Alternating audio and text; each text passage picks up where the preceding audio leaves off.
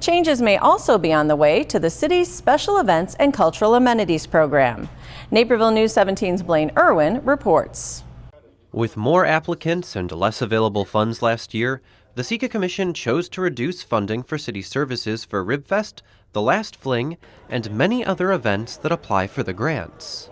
The city service request portion of what we had would have been 70% of our allocatable funds. And there are so many deserving events that support a diverse set of our community that we wanted to allocate money to those events and less toward the city service aspect. But when those recommendations got to City Council, they were adjusted so that Ribfest and the Last Fling would receive full funding of their requests. That left a $42,000 deficit in SECA's budget that the Commission redistributed by taking chunks of funding out of 19 other requests. Also at the meeting, the Commission discussed several questions surrounding the future of the SECA Grant Fund. The big change is that the Commission wants to increase the current $1.9 million cap. If the tax revenue was increased by 5% in a given year, that we know the pie is split up, but that a 5% increase should be given to the SECA portion as well, which hopefully some of that would trickle down to the Commission itself.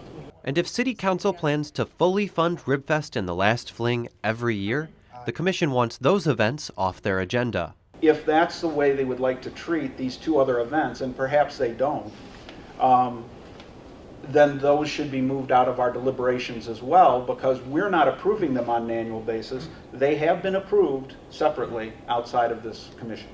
SECA applicants and Naperville residents also raised questions they want addressed. To have a rubric for how judgment is placed on each of the applications. There's no sense if you're applying, how do you know how you're going to be valued and each answer. Other issues discussed at the meeting include balancing applications for capital improvement projects against special events, and whether or not there should be limits for how long organizations can receive SECA funds for. All of these questions will be tackled in a City Council workshop about the SECA grant on February 26th. Blaine Irwin, Naperville News 17. SECA funds come from the 1% food and beverage tax here in town.